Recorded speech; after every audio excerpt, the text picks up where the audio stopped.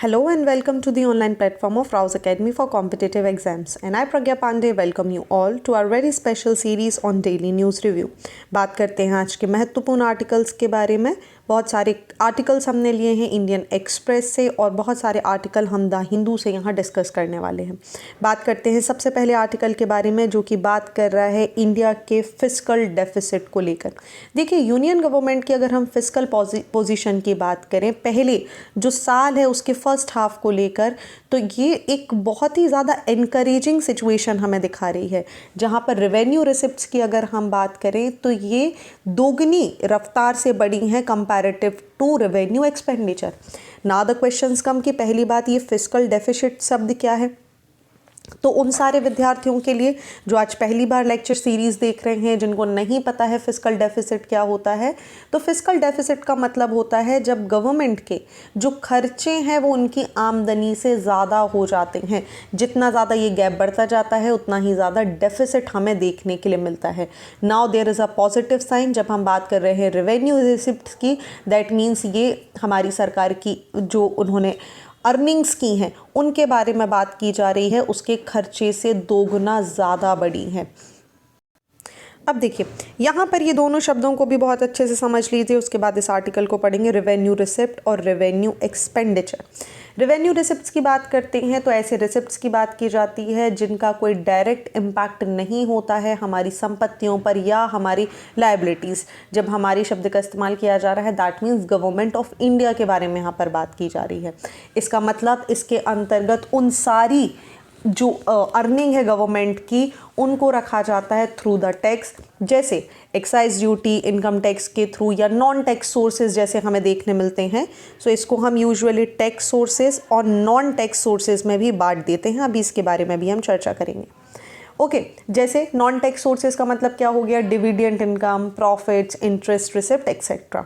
वहीं हम revenue expenditure की बात करें तो ये वो एक्सपेंडिचर होते हैं गवर्नमेंट के जिनका कोई भी इम्पैक्ट नहीं पड़ता उसके असेट या लायबिलिटी पे, like salaries, interest payment, pension, administrative expenses etcetera. Okay, चलिए अब समझ लेते हैं कि आखिर आर्टिकल हमसे क्या बोलने की कोशिश कर रहा है। देखिए, बात की जा रही है, अगर पहले हाफ की बात करें तो जो डेटा यहाँ पर कलेक्ट किया गया है by the CAG which is the controller general of accounts, अगर आप देखें तो यहाँ पर एक सब्सटेंशियल ग्रोथ हमें देखने मिली है गवर्नमेंट के रेवेन्यू रिसिप्ट्स में, जो कि 20%, 20% का ग्रोथ हमें पहले हाफ में देखने के लिए मिला है। हालांकि अगर हम यहाँ पर देखेंगे तो ये जो सबसे बड़ा ग्रोथ है ये नॉन टैक्स, देखिए मैंने आपको बोला था दो रिसिप्ट्स हैं, दो हमें जनरेट होंगी, नॉन टैक्स और टैक्स। तो 50% का जो इंक्रीज़ है ये नॉन टैक्स रेवेन्यू के थ्रू हमें देखने के लिए मिला है। स्पेशली अगर हम बात करें तो जो डिविडेंड सरप्लस अगर आप देखेंगे तो ये यहाँ पर देखने के लिए मिलेगा। नेट रेवेन्यू की अगर हम बात करें तो यहाँ पर एक कमेंडेबल 15% एक्सपांशन देखने के लिए मिला है, जो कहीं ना कहीं हमारे लिए बहुत अच्छा एक इंडिकेशन शो कर रहा है। नाउ द क्वेश्चंस कम कि आखिर किस तरीके के चैलेंजेस हैं। देखिए, इतने बहुत पॉजिटिव साइंस होने के बाद भी अभी बजट एलोकेशन को लेकर यूनियन गवर्नमेंट कभी ना कभी सफ़र करती हुई ही हमें नज़र आती है। चलिए बात करते हैं कि टैक्स रेवेन्यूज़ क्या होते हैं, नॉन टैक्स रेवेन्यू क्या होते हैं, इनको डिटेल में समझते हैं। देखिए, जैसा मैंने आपको बताया, टैक्स रेवेन्यू का मतलब होता है वो सारे फंड जिन्हें गवर्नमेंट यहाँ अलग अलग जो टैक्सेशन मैकेनिज़्म है, जो हमारे कर लगाने के मैकेनिज़्म हैं, चाहे हम किसी इंडिविजुअल के ऊपर लगा रहे हों, किसी व्यापार के ऊपर लगा रहे हों, किसी एंटिटी के ऊपर लगा रहे हों, उन सारे क्षेत्रों में जहाँ पर गवर्नमेंट ऑफ इंडिया का क्षेत्राधिकार है, जब इनके ऊपर कर लगाया जाता है तो कराधान के थ्रू जो अमाउंट यहाँ पर रिसीव होता है उसी को हम टैक्स रेवेन्यू के अंतर्गत काउंट करते हैं। सोर्सेज की बात करें तो इन्हें डायरेक्ट टैक्स के थ्रू जैसे इनकम टैक्स, कॉरपोरेट टैक्स या गुड्स एंड सर्विसेज टैक्स जैसे इनडायरेक्ट टैक्सेस के थ्रू यहाँ पर लिया जाता है। चूँकि ये कंपलसरी होते हैं नेचर में, इसीलिए इनका अगर आप देखेंगे एक फ़्लो फिक्स होता है। प्राइमरी पर्पस होता है गवर्नमेंट का यहाँ पर कि जो पब्लिक सर्विसेज है, इंफ्रास्ट्रक्चर डेवलपमेंट है, उसके लिए रेवेन्यू को जनरेट करना। दूसरी तरफ अगर हम बात करें नॉन टैक्स रेवेन्यूज़ की, मतलब वो सारी चीज़ें जिनको अलग दूसरे सोर्सेज के थ्रू यहाँ पर लिया जाता है, जैसे फ़ाइन लगाना, पेनल्टी लग गई कभी आपके ऊपर, आपको कोई चीज़ कार्य करने के लिए फ़ीस देनी पड़ रही है, इंटरेस्ट देना पड़ रहा है, डिविडेंड देना पड़ रहा है, प्रॉफिट अगर यहाँ पर ले रहे हैं गवर्नमेंट एंटरप्राइजेस के थ्रू, ग्रांट्स की बात करें, डोनेशन की बात करें, ये सारी चीज़ों की अगर हम बात करें तो नॉन टैक्स रेवेन्यू के अंतर्गत आते हैं। ओके, मतलब वो सारी कमाई जिसे गवर्नमेंट ने टैक्स के अलावा दूसरे सोर्सेज से यहाँ पर ली है। वॉलेंटरी भी हो सकता है ये नेचर में, और कंपलसरी भी हमें देखने के लिए मिल सकता है। लाइक पेनल्टी या फाइन्स तो कंपलसरी हैं, लेकिन डोनेशन वॉलेंटरी नेचर में देखने के लिए मिलेगा। चलिए, moving on to the next article. बात की जा रही है centre asked state to review preparedness what we know about pneumonia outbreak in China. देखिए, पिछले कुछ सालों की अगर हम बात करें तो चाइना से लगातार कोई ना कोई डिसीज़ हमें यहाँ पर देखने मिल रही है, जिससे लोग बहुत ज़्यादा परेशान हो चुके हैं। स्पेशली अगर हम बात करें सार्स कोविड की बात करें तो कोविड की शुरुआत भी कुछ निमोनिया के सिम्टम्स के जैसे हुई थी इनिशियली, और बाद में इसका जो आउटब्रेक है ये बहुत ही ज़्यादा बढ़ गया। देखिए, चाइना में अगर हम बात करें तो रेस्पिरेटरी इलनेस, स्पेशली जो पहला हाफ है विंटर सेशन का, वो यहाँ पर लगातार बढ़ता जा रहा है। बहुत सारे इंसिडेंट यहाँ पर रिपोर्ट हुए हैं जिसके अंदर रेस्पिरेटरी मतलब सांस लेने से संबंधी, श्वसन संबंधी परेशानी लोगों को देखने के लिए मिल रही है। इन्फेक्शंस की अगर हम बात करें तो नॉर्थ ईस्टर्न जो क्षेत्र है चाइना का, यहाँ पर इन्फेक्शन बहुत ज़्यादा बढ़ चुका है। बीजिंग और लाइनिंग जैसी अगर हम बड़ी कंट्रीज़ की बात करें तो यहाँ पर आप देखेंगे बीजिंग में ही अकेले 1200 से भी ज़्यादा पेशेंट हर दिन यहाँ पर रिपोर्ट किए जा रहे हैं। स्पेशली अगर हम चिल्ड्रंस की बात करें तो ये सबसे ज़्यादा अफेक्टेड देखने के लिए मिल रहे हैं। लार्ज प्रपोर्शन है पॉपुलेशन का जो कि हॉस्पिटलाइज्ड हुआ है। इसी की वजह से आप देखेंगे बीजिंग में जो स्कूल हैं यहाँ पर बच्चों की जो संख्या है वो लगातार कम होती जा रही है। ओके, हालांकि अभी तक जो सबसे ज़्यादा एविडेंट आउटब्रेक है ये हमें बच्चों में देखने के लिए मिला है। वहीं अगर हम बात करें कि एल्डरली और प्रेग्नेंट वुमेन्स की, तो वो भी वल्नरेबल कैटेगरी में इस समय काउंट की जा रही हैं।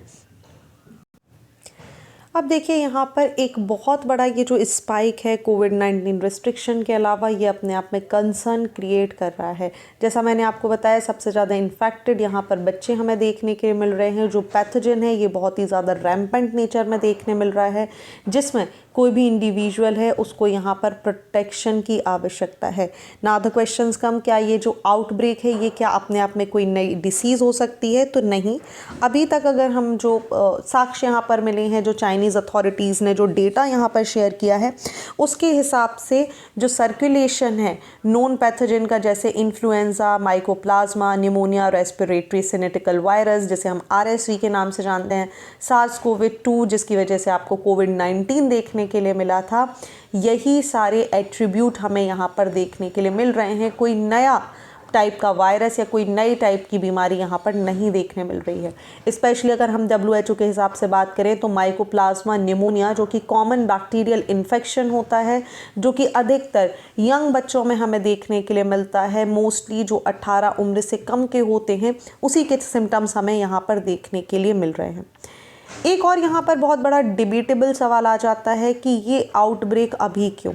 देखिए, कोविड-19 की अगर हम बात करें तो लॉकडाउन के बाद आप देखेंगे चाइना में लगातार इम्यूनिटी को लेकर, जो लोगों की इम्यूनिटी है, जो लोगों की रोग प्रतिरोधक क्षमता है, इसके ऊपर लगातार सवाल उठाए जा रहे थे। क्यों? क्योंकि मैक्सिमम लोगों को आप देखेंगे तो वो कोविड-19 से सफ़र कर रहे थे, जिसकी वजह से जो रेस्पिरेटरी है वो यहाँ पर कमज़ोर हो चुका है, और ऐसे में विंटर्स की वजह से ज़्यादा इम्पैक्ट देखने के लिए मिलेगा। ओके, चलिए बात कर लेते हैं निमोनिया के बारे में कि आखिर ये है क्या। चलिए, निमोनिया की यहाँ पर अगर हम बात करते हैं तो एक इन्फ्लेमेटरी कंडीशन है, जो कि हमारे जो एयर सैक होते हैं लंग्स के अंदर, इनमें इन्फेक्शन हो जाता है। एयर सैक्स की बात करें या ऑल्वेलोलीज की बात करें तो यहाँ पर पस या एक दूसरा लिक्विड यहाँ पर जमा होने लगता है। इसके बहुत कॉमन सिम्टम्स होते हैं। आपको अगर बहुत प्रोलॉन्ग्ड कफ है, फीवर है, या आपको सांस लेने में दिक्कत हो रही है, हाफी ज़्यादा चल रही है, तो चांसेस यहाँ पर पॉसिबिलिटीज़ हो सकते हैं कि निमोनिया हो। निमोनिया की बात करें तो इसकी रेंज हमें सीवियर माइल्ड कैटेगरी के देखने के लिए मिल सकती है। इतनी ज़्यादा सीवियर हो जाती है कि it can be fatal in nature. बात करते हैं कि इसके कॉजेज़ कौन कौन से होते हैं। तो देखिए, जो टाइप है निमोनिया के, ये बैक्टीरियल भी हो सकते हैं, वायरल भी हो सकते हैं, माइकोप्लाज्मा भी हो सकता है। जो सबसे कॉमन बैक्टीरिया का टाइप होता है निमोनिया में, अगर हम देखें तो it is the Streptococcus pneumonia. याद रखेंगे, बहुत ही इंपॉर्टेंट टर्मोलॉजीज़ है स्ट्रेप्टोकोकस निमोनिया, जो कि यूजुअली लोगों में, बच्चों में लंग डिसऑर्डर के थ्रू होता है।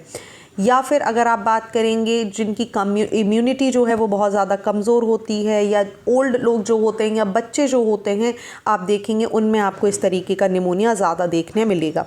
दूसरी बात की जाए वायरल निमोनिया की, तो ये फ्लू या वायरसेस के थ्रू होते हैं। 1/3 से भी ज़्यादा जनसंख्या को अगर हम देखेंगे तो ये इन्फ्लुएंजा टाइप ऑफ वायरस हमें देखने के लिए मिल जाते हैं। इसका सबसे अच्छा एग्जाम्पल है रेस्पिरेटरी सिनेटिकल वायरस, जिसे हम RSV के नाम से जानते हैं, इन्फ्लुएंजा वायरस जिसको हम फ्लू वायरस के नाम से भी जानते हैं, या दूसरा अगर हम देखें तो novel corona virus which is the SARS corona virus, जो कि अपने आप में वायरल निमोनिया का टाइप था। नेक्स्ट अगर हम बात करें तो माइकोप्लाज्मम निमोनिया भी हमें देखने के लिए मिल जाते हैं।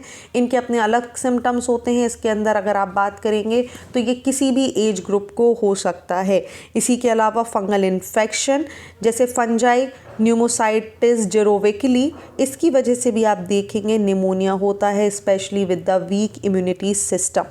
एस्पिरेशंस की अगर हम बात करें तो inhaling food, liquid saliva, vomit, ये सारे आपको एस्पिरेशन निमोनिया के साइंस देखने के लिए मिलेंगे। जैसा मैंने आपको बताया, यहाँ पर cough, fever, shortness of breath, chest pain, fatigue, confusion जैसी सिचुएशन हमें देखने के लिए मिलेगी।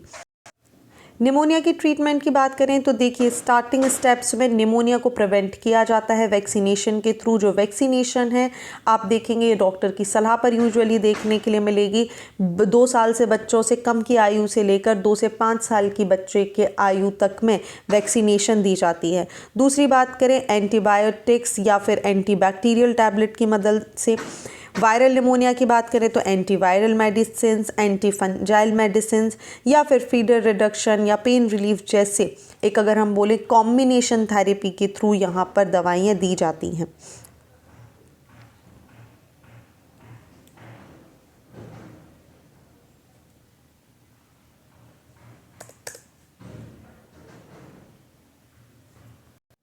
चलिए, तो यहाँ पर आप याद रखेंगे एक वैक्सीनेशन का नाम विच is the PCV pneumococcal conjugate vaccine. ठीक है, ये प्रिवेंटिवल मेथड की होती है। 3 डोजेज़ यहाँ पर वैक्सीन की दी जाती हैं in the early stage. All right, so this is about this particular article. बात करते हैं नेक्स्ट आर्टिकल के बारे में।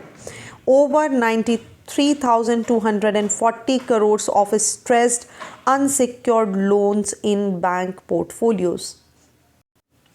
देखिए, लगातार अगर हम बात करें तो अनसिक्योर्ड लोन्स के बारे में कोई ना कोई आर्टिकल हमें देखने के लिए मिल जाता है। यहाँ पर बात की जा रही है कि जो नॉन बैंकिंग फाइनेंस कंपनीज़ हैं और जो फिनटेक्स हैं, यहाँ पर अनसिक्योर्ड लोन्स बढ़ता जा रहा है। लेकिन अगर हम बैंक्स की खुद की कंडीशन की बात करें तो यहाँ पर 93,240 करोड़ का आप देखेंगे तो एक स्पेशल अमाउंट यहाँ पर हमें देखने के लिए मिल रहा है, जो कि कहीं ना कहीं आप समझिए कि अनसिक्योर्ड लोन्स की तरफ इशारा कर रहा है। पब्लिक सेक्टर बैंक्स की बात करें तो जो SME की कंडीशन है ये 9.9% है। अनसिक्योर्ड पर्सनल एडवांस कंपेयर्स की बात करें प्राइवेट बैंक्स के मुकाबले में तो इट इज़ दी ओनली 4%। ऐसे में जो SMA 1, SMA 2 हैं, ये कहीं ना कहीं रिजर्व बैंक ऑफ इंडिया के थ्रू वो ड्यूरेशन डिसाइड की जाती हैं, जहाँ पर जो पेमेंट है ये ओवर ड्यू देखने के लिए मिलता है। अगर आप देखेंगे स्पेशल मेंशन कैटेगरी, कई बार आपको SMA 1, SMA 0 या SMA 2 देखने के लिए मिलेगा। दैट मीन्स ये जो कैटेगरी की रेंजिंग है ये यहाँ पर 61 to 90 डेज़ के ओवर ड्यूज तक में हमें देखने के लिए मिल सकती है। नाउ द क्वेश्चंस कम कि सबसे इम्पॉर्टेंट जो टर्म जिसका मैंने बार बार यहाँ पर जिक्र किया है, इट इज़ दी SME। आप सभी को बहुत अच्छे से पता है, जब भी हम डिस्कशन करते हैं आर्टिकल की इम्पॉर्टेंट टर्मलॉजीज़ पर भी हमें चर्चा करनी होती है। देखिए, SMEs की बात करें, इनका मतलब होता है स्पेशल मेंशन अकाउंट। उन अकाउंट्स को यहाँ पर डिनोट किया जाता है जहाँ पर रीपेमेंट प्रिंसिपल या इंटरेस्ट जो है वो एक स्पेसिफिक पीरियड के बावजूद भी ड्यू हो चुका है और यहाँ पर इसको अभी तक नॉन परफॉर्मिंग एसेट के रूप में क्लासिफाई नहीं किया गया है। एसएमएस की बात करें तो ये एक इंटरमीडिएटरी कैटेगरी होती है जिसे बैंक यहाँ पर आइडेंटिफाई करते हैं, अकाउंट्स को मॉनिटर करते हैं और कहीं ना कहीं एक इंसिपेंट से स्ट्रेंथ या पोटेंशियल डिफ़ॉल्ट होने के चांसेस लगाए जा सकते हैं। ये जो क्लासिफिकेशन है अकाउंट्स का जो एसएमएस के लिए करता है, ये कहीं ना कहीं बैंक और फाइनेंशियल इंस्टीट्यूशन को अलाउ करता है कि वो आइडेंटिफाई कर पाए रिस्क को before it can turn into non performing asset, क्योंकि नॉन परफॉर्मिंग असेट का मतलब यहाँ पर ये है कि अब आपको पैसे मिलने के यहाँ पर चांसेस पूरी तरीके से बैंक के पास ख़त्म हो जाते हैं। जो भी अमाउंट है वो यहाँ पर ओवरड्यू की लिमिट को भी क्रॉस कर चुका है। ऐसे में अर्ली डिटेक्शन हो सकता है, इंटरवेंशन किया जा सकता है और एनपीए में होने के पहले जितने भी प्रिवेंटिव मेजर्स हैं उनको लिया जा सकता है। बात करते हैं इसकी कुछ कैटेगरीज़ के बारे में। एसएमएस की 3 कैटेगरीज़ हमें यहाँ पर यूजुअली देखने के लिए मिलती हैं। देखिए, अगर हम यहाँ पर बात कर रहे हैं स्पेशल मेंशन अकाउंट की तो सबसे पहले आ जाता है SMA 0। SMA 0 का मतलब होता है प्रिंसिपल या जो इंटरेस्ट पेमेंट है वो अभी केवल और केवल 1 से 30 दिन के लिए ड्यू हुई है। ओके, सो बैंक यहाँ पर एक क्लोज मॉनिटर करते हैं, कोऑपरेटिव एक्शंस लेते हैं ताकि फर्दर फ्यूचर में इस तरीके के अमाउंट मिस नहीं हो सके। नाउ नेक्स्ट स्टेज आ जाती है which is the SMA 1। Special mention accounts की यहाँ पर अगर हम बात करें, SMA 1 बोलता है कि जब इंटरेस्ट और प्रिंसिपल है दोनों में से कोई भी चीज़ देखेंगे आप, इसका जो ड्यू डेट है वो लगभग 2 महीने हो चुका है, यानी 31 to 60 डेज हो चुके हैं। ऐसे में बैंक्स यहाँ पर एक अर्ली आइडेंटिफिकेशन सिस्टम क्रिएट करते हैं और इसके लिए कोऑपरेटिव मेजर्स लेंगे। नेक्स्ट कैटेगरी आ जाती है SMA 2, जहाँ पर प्रिंसिपल या जो इंटरेस्ट है ये 61 से 90 दिन क्रॉस कर चुका है, that means 30 day.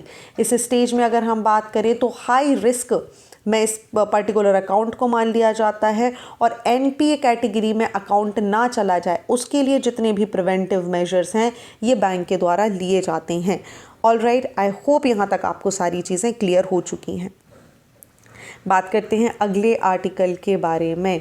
Election commission ने मंडे को विड्रू कर लिया है परमिशन फॉर द राइथू बंधु scheme of the Telangana government. बहुत इंपॉर्टेंट है, क्या हम बहुत डिटेल में जाने वाले हैं, इस आर्टिकल को पढ़ने वाले हैं? जी नहीं, हम डायरेक्टली बात करेंगे राइथू बंधु स्कीम के बारे में। सबसे पहले याद रखेंगे, राइथू बंधु की बात कर रहे हैं तो तेलंगाना गवर्नमेंट की एक स्कीम है जिसमें यहाँ पर फार्मर्स को एक सपोर्ट यहाँ पर प्रोवाइड किया जा रहा था for the agriculture and horticulture crop. इस स्कीम की बात करें तो जो फार्मर्स के ऊपर डेप्ट बर्डन है उसको यहाँ पर डायरेक्ट बेनिफिट ट्रांसफ़र के थ्रू 5,000 रुपये पर एकड़ पर सेशन के हिसाब से फर्टिलाइज़र, सीड्स और पेस्टिसाइड्स के लिए यहाँ पर इनके अकाउंट में दिया जाएगा। ऐसे में बात करें इलेक्शन कमीशन की तो इलेक्शन कमीशन का बोलना है कि ये जो पर्टिकुलर स्कीम है ये कहीं ना कहीं कोड ऑफ कंडक्ट जो है, एक फेयर प्ले जो स्कीम्स होती हैं कि हमारे इलेक्शन फेयर हों, किसी भी तरीके का यहाँ पर लालच ना दिया जाए, उसका यहाँ पर उल्लंघन हो रहा है। So model of code of conduct जो कि कहीं ना कहीं गाइडलाइन सेट करता है, एथिक्स और प्रिंसिपल सेट करता है, एक बिहेवियर सेट करता है पॉलिटिकल पार्टीज़ के लिए, कैंडिडेट्स के लिए इलेक्शन के दौरान में, उसका यहाँ पर उल्लंघन माना जा रहा है। ओके, सो ये 2 चीज़ें हैं, आप याद रखेंगे। चलिए, talking about the next article, बात की जा रही है सुप्रीम कोर्ट ऑफ इंडिया को लेकर और बोला जा रहा है कि आवश्यकता है कि जो स्ट्रक्चर है इसको चेंज किया जा सके। हम पॉइंट टू पॉइंट यहाँ पर चलने वाले हैं, सारी बातें आर्टिकल में लिखी हुई हैं। देखिए, सुप्रीम कोर्ट ऑफ इंडिया की जब हम बात करते हैं 3 जुरिस्डिक्शन पर ये काम करता है, ओरिजिनल, अपीलेट और एडवाइजरी। ओके, सुप्रीम कोर्ट की बात करें तो ये कॉन्स्टिट्यूशनल कोर्ट है as well as appellate court भी है। दैट मीन्स यहाँ पर कोर्ट में आप देखेंगे तो अलग अलग साइज़ के कोर्ट्स आपको देखने मिल जाते हैं, अलग अलग डायरेक्शन के हिसाब से आपको कोर्ट्स देखने मिल जाते हैं। यहाँ पर कौन मास्टर होगा किस रोस्टर का, चीफ जस्टिस, ये सारी चीज़ें प्री डिफाइंड होती हैं। कॉन्स्टिट्यूशन बेंच की बात करें सुप्रीम कोर्ट की, तो इसके अंदर यूजुअली आपको 5, 7 या 9 जजेस देखने के लिए मिल जाते हैं, जो किसी स्पेसिफिक मुद्दा, कोई बहुत ही इम्पॉर्टेंट मुद्दा जब यहाँ पर हो तो उसके लिए कॉन्स्टिट्यूशनल बेंच को बिठाला जाता है। आप मुझे बताएंगे कमेंट सेक्शन में अभी तक ऐसा कौन सा लैंडमार्क केस हुआ है इंडिया में जिसके लिए सबसे बड़ा कॉन्स्टिट्यूशनल बेंच यहाँ पर बैठा है। ये इतना इम्पॉर्टेंट केस है इंडिया के इतिहास में जिसने इंडिया में एक बहुत बड़ा चेंज लेकर आया था। ओके, चलिए बात करते हैं आर्टिकल 143 क्लॉज 145 सब क्लॉज 3 के बारे में। ये कॉन्स्टिट्यूशन में प्रोवाइड करता है कॉन्स्टिट्यूशनल बेंच के बैठने के लिए। ये बोलता है कि कम से कम 5 जजेस यहाँ पर बैठ सकते हैं किसी केस को डिसाइड करने में जिसके ऊपर क्वेश्चन ऑफ लॉ की बात आ रही है, और मैक्स टू मैक्स आपको यहाँ पर लगभग 9 जजेस देखने के लिए मिल जाएंगे। ओके, वहीं यहाँ पर रेफरेंस दिया जाता है आर्टिकल 143 का, जो कि डील करता है power of the president to the consult with the court. Typically अगर हम बात करें जो केसेस हैं जो सुप्रीम कोर्ट के सामने जाते हैं वो यूजुअली या तो डिवीज़न बेंच, जिसको हम यूजुअली 2 जजेस की बेंच बोलते हैं, उसके सामने पहुंचते हैं, या फुल बेंच जिसे हम 3 जजेस की बेंच बोलते हैं, इसके सामने पहुंचते हैं। ये एग्जामाइन करती हैं अलग अलग टॉपिक्स को, जैसे फिल्म प्रोहिबिशन की बात करें, रिस्ट्रिक्शन की बात करें, कोई चार्जेस यहाँ पर लगाने की बात करें, इन सारी चीज़ों को यहाँ पर डिसाइड किया जाता है। अगर हम इसके एक ब्रॉड ज्यूरिसडिक्शन की बात करें तो supreme court has entertained frivolous public interest litigation. जैसे आप देखेंगे जो पैसेज है यहाँ पर जैसे डिमांड की गई थी that passage be deleted from the Quran और secularism be removed from the preamble of the constitution. ऐसी सारी चीज़ों के बारे में भी यहाँ पर चर्चा की गई है। तो वर्तमान डेट तक अगर हम बात करें, आज की डेट में सुप्रीम कोर्ट के सामने 79,813 केसेस पेंडिंग है। जजेस की संख्या की बात करें तो 34 जज केवल हमारे पास यहाँ पर हैं। ऐसे में ये बात समझने योग्य है कि there has been demand and time and again for the structural change in the top court. आवश्यकता है कि भाई समय के अनुसार केसेस जिस हिसाब से बढ़ रहे हैं हमारे टॉप कोर्ट में चेंजेस लाए जाएं। ठीक है, बात करें हिस्टोरिक कॉन्टेक्स्ट की तो देखिए 1984 में 10th लॉ कमीशन ने भी सजेस्ट किया था कि हमें सुप्रीम कोर्ट को 2 डिविजन्स में यहाँ पर डिवाइड कर देना चाहिए। एक होगा कॉन्स्टिट्यूशनल डिवीज़न और एक होगा लीगल डिवीज़न। जो पर्पस था कॉन्स्टिट्यूशनल डिवीज़न का वो ऐसे इश्यूज से संबंधित होगा जो कि केवल और केवल कॉन्स्टिट्यूशन या लॉ से रिलेटेड बात करेंगे। ठीक है, वहीं जो लीगल डिवीज़न है ये जितनी भी लीगल चीज़ें हैं उससे संबंधित ही बात करेंगे। इसी तरीके से 11th लॉ कमीशन ने भी 1988 में सेम प्रपोजल दिया। इन्होंने बोला कि हमारा जो एम्फसाइज है वो मेजरली होना चाहिए लिटिगेशंस कम से कम की जा सके और जो एक्सेसिबिलिटी है जस्टिस की इसे लोगों तक पहुंचाया जा सके। एक्सेसिबिलिटी और रीजनैलिटी की अगर हम यहाँ पर बात करें तो एक्सेसिबिलिटी आज की डेट में सबसे बड़ा मुद्दा हो जाता है। ओके, क्यों? क्योंकि यहाँ पर इतने ज़्यादा केसेस आपको देखने मिलेंगे जहाँ पर लोगों को जो न्याय है वो मिलने में बहुत देर हो जाती है। इसी तरीके से बात की गई थी नेशनल कोर्ट अपीलेट सिस्टम के, जिसको Bihar legal support society versus chief justice of India 1986 में भी यहाँ पर जिसके बारे में चर्चा हुई थी। एडिशनली 29th लॉ कमीशन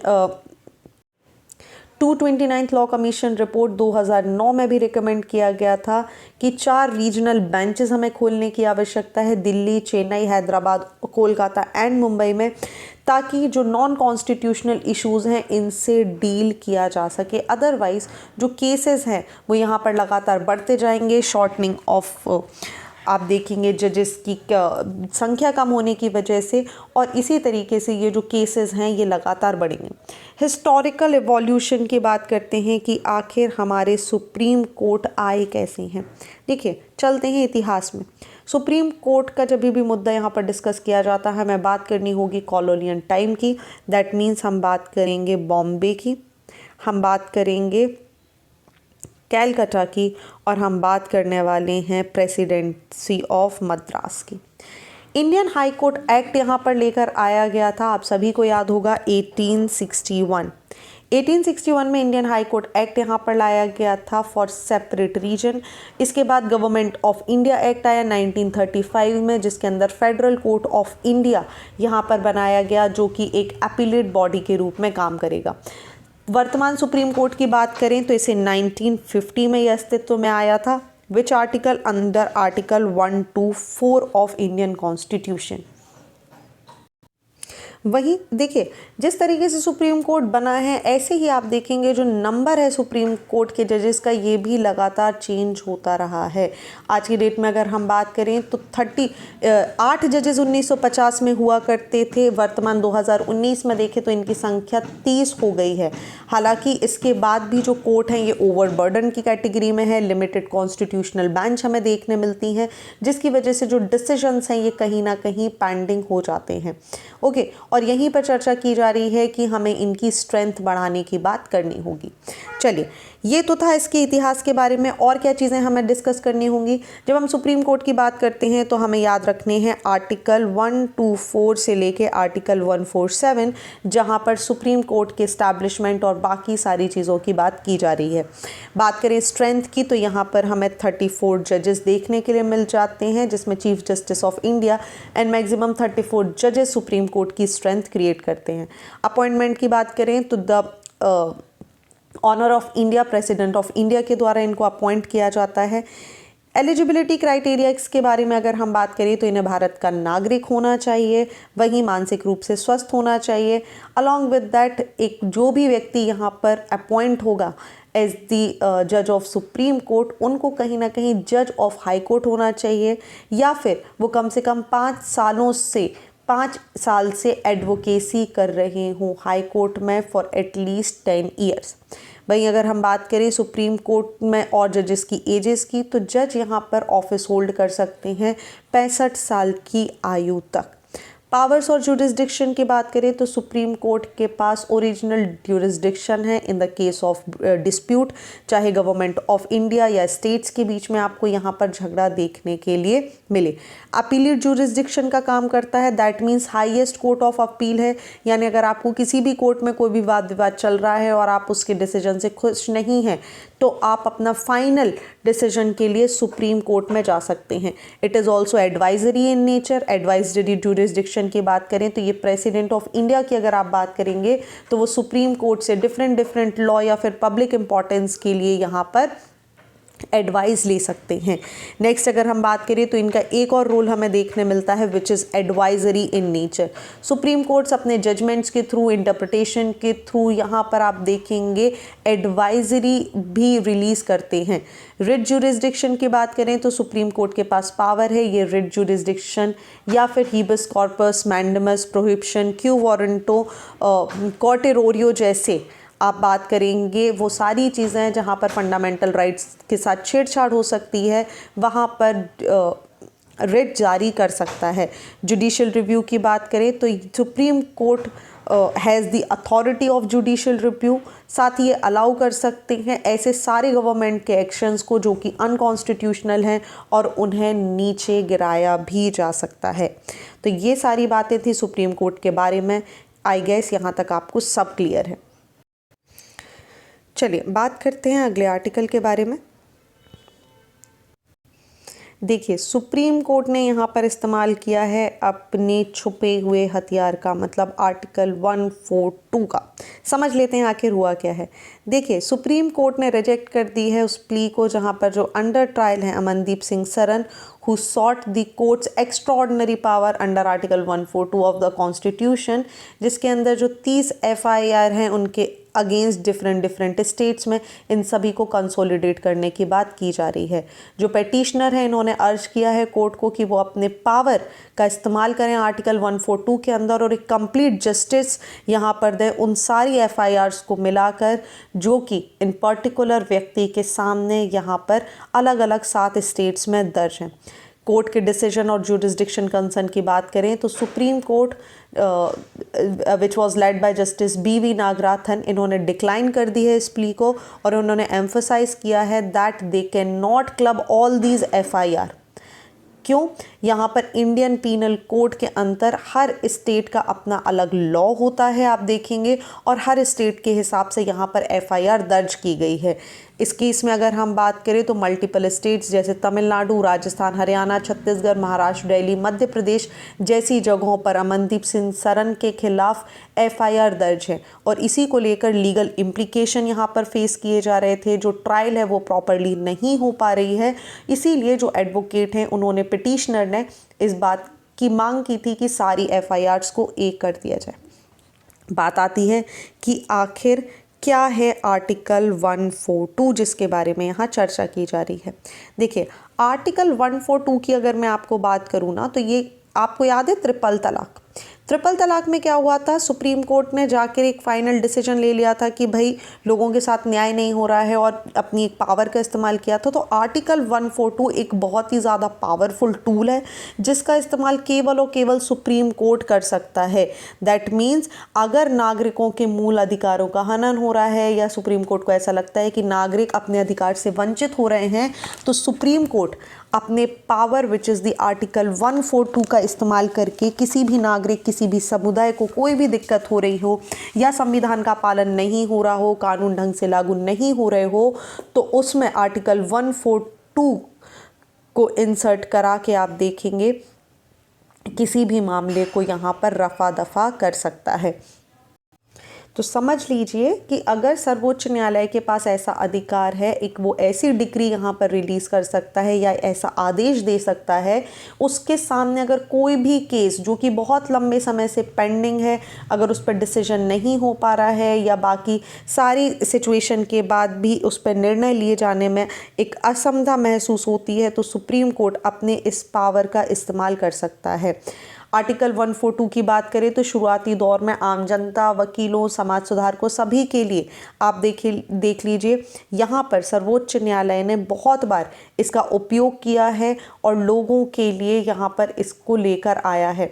अगर हम बात करें ट्रिपल तलाक को लेकर, चाहे अगर हम बात करें 142 को यूज़ करने को, जहाँ पर राष्ट्रीय राजमार्गों की आप बात कर रहे हैं, नेशनल हाईवे, जहाँ पर सुप्रीम कोर्ट ने अपने इसी आर्टिकल 142 का यूज़ करके बोला था कि 500 मीटर की दूरी तक शराब की बिक्री पर प्रतिबंध लगा दीजिए। वहीं 142 के केस में भी इसका यहाँ पर इस्तेमाल किया गया था। अलॉन्ग विद दैट आप देखेंगे जब बात आई थी ताजमहल को साफ कराने की, तभी भी आर्टिकल 142 का यहाँ पर इस्तेमाल किया गया था by the Supreme court of India. और ऐसे कौन से केस हैं जहाँ पर इन्होंने अपने आर्टिकल 142 का इस्तेमाल किया था? बहुत इंपॉर्टेंट, भोपाल गैस ट्रेजिडी, ठीक है, Babri Masjid demolition case, liquor sale ban, ex PM assassin case. आपको याद होगा कि यहाँ पर in the case of Perarivalan the Supreme Court invoked article 142 clause 1 in which it empowered to pass any order necessary to do complete justice in any case pending before it। ठीक है, so article 142 की अगर हम बात करते हैं तो ये एक अनलिमिटेड पावर है सुप्रीम कोर्ट के हाथ में, या आप ऐसे याद रख सकते हैं कि 142 जादू की जो छड़ियाँ हैं वो सुप्रीम कोर्ट के हाथ में आ जाती हैं विद द आर्टिकल 142, ताकि एक फेयर जस्टिस, फेयर न्याय दिया जा सके, इक्विटेबल न्याय दिया जा सके और सभी को समानता के अधिकार के तहत अगर हम बात करें तो कानून के सामने समान जो न्याय है, यथोचित न्याय है, वो दिया जा सके। चलिए, talking about the next article, देखिए यहाँ पर हुआ क्या है, एक रिपोर्ट आई है by the international labour organisation जिसमें पता चला है कि 30 लाख से भी ज़्यादा जो वर्कर्स हैं उनकी हर साल यहाँ पर काम करते हुए एक्सीडेंट या डिसीज़ की वजह से मृत्यु हो जाती है। एशिया पैसिफिक रीजन्स में अगर हम बात करें तो ये मृत्यु का दर 63% हमें देखने के लिए मिलेगा। कारण क्या है भाई लोगों की मृत्यु के? देखिए, लॉन्ग वर्किंग आवर्स, अगर आप एशियन पैसिफिक रीजन में देखेंगे तो लोग 55 घंटे से भी ज़्यादा प्रति हफ्ते यहाँ पर काम कर रहे हैं। रिजल्ट इनटू बीमारियों की वजह से उनकी डेथ हो रही है। दूसरे पॉइंट पर बात करें तो ऑक्यूपेशनल हैजार्ड हमें देखने मिल रहे हैं, लाइक जो पर्टिकुलर मैटर देखने मिलेंगे, गैसेस देखने मिलेंगी, फ्यूम्स देखने मिलेंगी, लोगों के पास सेफ्टी नेट नहीं है अच्छे हाई क्वालिटी के, आप देखेंगे तो लोगों के पास ग्लव्स नहीं होते, मास्क नहीं होते। ऐसे में ये सारी कंडीशन आप देखेंगे तो इनकी वजह से लोगों की मृत्यु हो रही है, जिसमें सबसे बड़ा रोल प्ले करते हैं लॉन्ग वर्किंग आवर्स। इसके बाद इंजरीज, एबेस्टस, सिलिका, एस्थमेगनीज, यूवी रेडिएशंस, डीजल इंजर, आर्सेनिक, निकल्स, इनकी संख्याओं में आप देखेंगे तो इसके अनुसार लोगों की मृत्यु हो रही है। ओके, चलिए आईएलओ ने यहाँ पर बात करी है अपने सेफ्टी और हेल्थ कन्वेंशन को लेकर, इसके बारे में हम यहाँ पर चर्चा करते हैं। आईएलओ ने occupational safety and health convention which is the number 155 of the international labour standard, इसके बारे में यहाँ पर बात की है कि हमें सेफ्टी और हेल्थ एनवायरनमेंट को लेकर यहाँ पर लोगों के काम करना होगा। वहीं दूसरा कंसर्न इन्होंने उठाया है अपने promotional framework for occupational safety and health convention 2006 which is the number 187 of the ILO. यहाँ पर भी बात की जा रही है कि जो लोग हैं इनकी सेफ्टी को ध्यान में रखते हुए हमें आवश्यकता है कि हम इस पूरे के पूरे नेट को इंक्रीज़ करें। चलिए, तो ये था इस आर्टिकल के बारे में। बात करें अगर आईएलओ को लेकर तो आईएलओ की स्थापना 1990 में हुई थी, ट्रीटी ऑफ वर्साइल के अंदर एक affiliated agency league of nation के तहत। ये पहला एफिलिएटेड स्पेशलाइजेशन एजेंसी बन गया था यूनाइटेड नेशंस का इन 1946। हेडक्वार्टर्स की बात करें तो जेनेवा में हमें इसका हेडक्वार्टर देखने के लिए मिलेगा। यहीं पर एक और चीज़ इंपॉर्टेंट हो जाती है कि आईएलओ को नोबेल पीस प्राइज़ मिला था 1969 में। इम्पॉर्टेंस क्यों है? ये सोशल जस्टिस के लिए यहाँ पर हमें काम करते हुए दिखाई देंगे।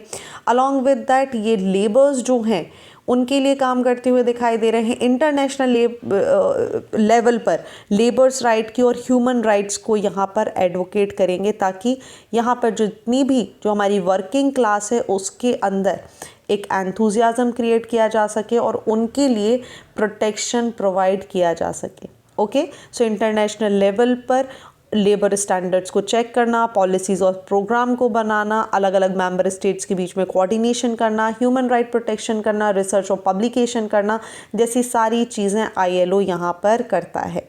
ओके, चलिए, ये जो नंबर है ये इंपॉर्टेंट है। मैंने जैसा आपको बताया अलग अलग जगह पे आईएलओ के कोर कन्वेंशंस नंबर बात करते हैं। जैसे फोर्स लेबर में आपको नंबर 29 देखने के लिए मिल जाएगा। इक्वल रिन्यूमरेशन की बात करें तो नंबर 100 में इसके बारे में जिक्र किया गया है। अभी हम जस्ट डिस्कस करके आए हैं नंबर 155 जो कि बात करता है हेल्थ एंड सेफ्टी कन्वेंशन के बारे में। 187 जो कि बात करता है promotional framework for occupational safety के बारे में। सो ये सारी चीज़ें आपके लिए इम्पॉर्टेंट है एग्जामिनेशन के लिहाज से, इन सभी को याद रखिएगा। इस पूरे डिस्कशन का आपको पीडीएफ चाहिए तो आप हमारे टेलीग्राम चैनल rawacademy.in से जुड़ सकते हैं, जिसका लिंक आपको कमेंट सेक्शन में मिल जाएगा। So thank you for watching this video. Do not forget to hit like button, comment your valuable feedback and also press the subscribe button to never miss any updates. Thank you and see you tomorrow.